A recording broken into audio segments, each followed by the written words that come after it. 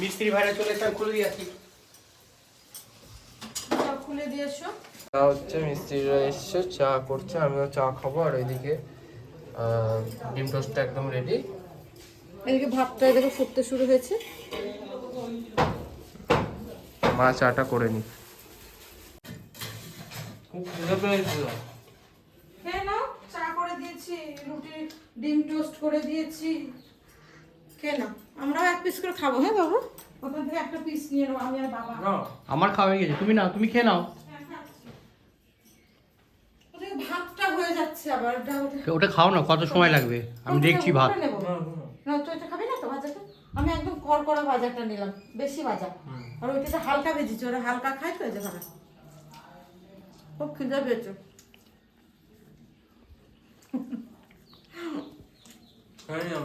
হ্যাঁ আর তুই খা, আমি ওদিকে কাজ দেখি গা। হ্যাঁ মানে এক্ষুনি শেষ হলো। ছেলে আর ছেলের মেশো খেতে বসেছে আজকে।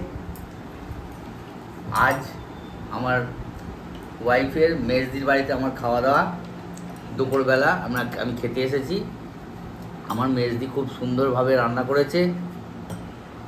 উনি আমাদের খুব ভালোবাসেন। আমার মেজদির হাজব্যান্ড কমলদা আমাদের খুব প্রিয়। তা এই দুজনা মিলে আমাকে নিমন্ত্রণ করে দুপুরবেলা খাওয়াচ্ছেন। এবং আজকের রেসিপি দেখে আগে আমার জিভ থেকে জল পড়ছে। লাল শাক বাদাম দিয়ে পোস্ত দিয়ে, চিংড়ি পটল আলু তরকারি, ডিমের কারি, আনকমন রেসিপি।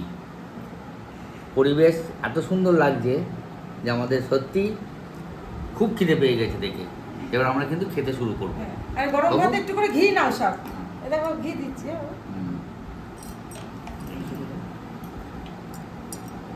Thank you. লবণটা নে।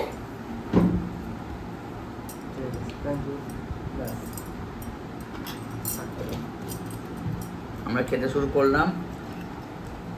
আরেকটা জিনিস ভুলে গেছি, এই যে আমার বাপের বাড়ি থেকে আমার বড়দি একটু আলু পোস্ত আমার ছেলের জন্য পাঠিয়েছে, তো ওর মেশো আর ও খাবে আলু পোস্ত।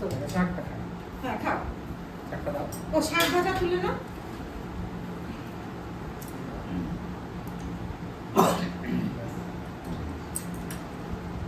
এখানে না ঠিক আছে, পোস্তটা একটু দিতে। হ্যাঁ থ্যাংক ইউ। ভালো লাগলে আবার নিবি সব। খাও, পেট ভরে খাও সব। বাসার কত টাকার পটকা কিনলি? অনেক পটকা কিনেছি, আজ ফাটাবো, রাতে দেখাবো। বড় হয়ে গেছিস, এখন এগুলো করা উচিত না। হ্যাঁ, ছোটবেলায় দিওয়ালিতে পটকা ফাটিয়েছিস, ঠিক আছে। বড় হয়ে মানুষ কোনোদিন বড় হয় না, ছোটই থাকে। খুব ভালো হয়েছে মা। ভালো হচ্ছে?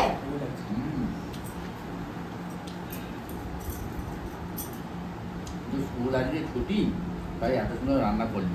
অন্যদিন কি অসুবিধায় পড়িস বল তো তুই? অন্যদিনও রান্না করি, এতগুলো হয় না। এক তরকারি ভাত হয় হয়তো, একটু পাতে কিছু মাখা। কিন্তু আমার এইসব। দাদাটা খুব হেল্প করে তো। হ্যাঁ সে তো করে, হেল্প তো করে। আমি বেশি কথা বলবো না, খুব খিদে পেয়েছে, এত টেস্টি হয়েছে, খেতেই ব্যস্ত থাকবো। তুই খা, চিংড়িটা খা, তোর প্রিয় খাবার। ডিমের তরকারি না খেলেও চিংড়িটা বেশি করে খা। দিদা বাড়ির পোস্তটা খা। একটু দাও, টেস্ট করে নি। মাসি খুব ভালো করে পোস্ত। মাসির হাতে সব রান্নাই ভালো লাগে, দিদাবাড়ির সব রান্নাই ভালো লাগে। আচ্ছা, বিকেলবেলায় যখন ঠাকুর দেখতে যাবি, বুঝলি, তাহলে ওদের বলেছিস তো যেতে? সবাই যাবে, করা মায়েরা বগুড়া যাবে। বাইরে যাবে তো? টেস্টটা করে নি আমি। হ্যাঁ টেস্ট করো। চিংড়ি তো আমার সবসময় প্রিয়। আগামীকাল কিন্তু বাইরে উঠছে। হ্যাঁ আমি বাবাকে আসি একটু, আমি ফোন করবো তোকে। এটাও খুব ভালো হয়েছে মা, ভালো আছে চিংড়ি। ভালো হয়েছে।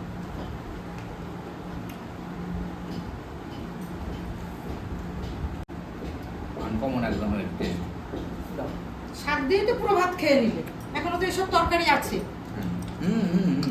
পোস্ত শাক দিয়ে পুরো ভাত খেয়ে নিয়েছি। শাকটা টেস্টি হবে। আর না থাক। তোকে কি দেবো বাবু? শাক খাবো আর এখন আমার শাক শ্বশুর খাবো? বাড়ির আলু পোস্ত খেয়ে দেখি কেমন হয়েছে। ভালো লাগলো, খেতে সুন্দর টেস্ট, দারুণ টেস্ট হয়েছে।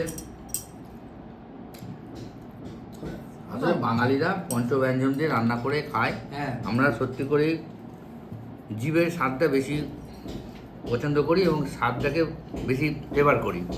নানা রকম তরকারিতে আমরা ভাত খাই বাঙালিরা, বাঙালির মতো খাবার হয় না। খাবার কেউ পারে না আমরা জানি। তা আমাদের আজকে মেজ বোনের বাড়িতে এসে খেতে বসে অদ্ভুত লাগছে যে এত সুন্দর খাওয়ার পরিবেশ।